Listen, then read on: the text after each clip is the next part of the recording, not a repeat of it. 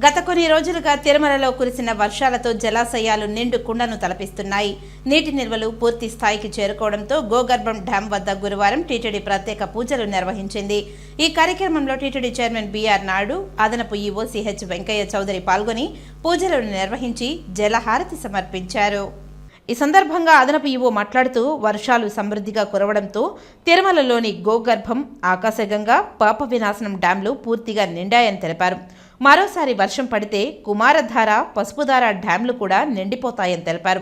ప్రస్తుతం తిరుమలలో రోజుకు 50 లక్షల గ్యాలన్ల నీటిని వినియోగం అవుతుందని పేర్కొన్నారు. ప్రస్తుత నీటి నిల్వలు 300 రోజులు త్రాగునీటి అవసరాలకు సరిపోతాయని తెలియజేశారు. ఈ కార్యక్రమంలో టీటీడీ బోర్డు సభ్యులు శాంతారాం, డెప్యూటీ ఓ లోకనాథం, వాటర్ వర్క్స్ ఈ సుధాకర్, విజిఓ సురేంద్ర, ఇతర అధికారులు పాల్గొన్నారు.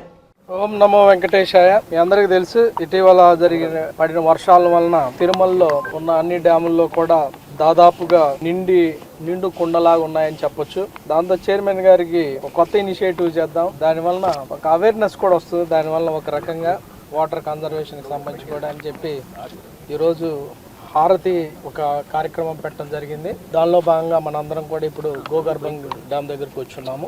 సో దీనివల్ల మనకి పైన మీకు తెలుసు 5 డ్యాములు ఉన్నాయి. ఈ 5 డ్యాముల్లో కూడా 3 డ్యామ్స్ దాదాపుగా నిండిపోయాయని చెప్పొచ్చు. ఇంకొక 2 మాత్రమే, కుమారధార, పసుపుధార 2 డ్యాములు కూడా ఇంకొకసారి వర్షం పడితే ఖచ్చితంగా అవి 2 కూడా నిండిపోతాయి. దీనివల్ల ఇప్పుడు ఈ 5 డ్యాముల్లో ఉన్న ఈ రోజుకున్న నీటి మట్టం, అలానే కళ్యాణ్ డ్యామ్ కి మనకొచ్చే షేరును కూడా కలుపుకుంటే దాదాపు 300 రోజుకి మనకి వాటర్ గ్యారంటీ ఉంది తిరుమలకి.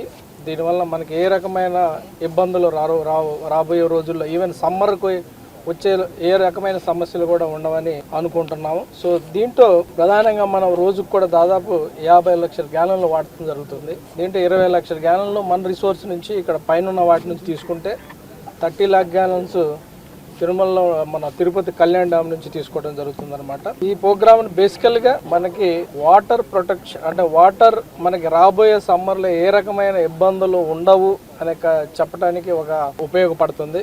సో చైర్మన్ గారు ఇనిషియేటివ్ ద్వారా ఈరోజు మనం ఈ గంగమ్మ తల్లికి హారతి ఇచ్చి మన యొక్క సంతోషాన్ని వెలబుచ్చడం జరుగుతుంది అనమాట.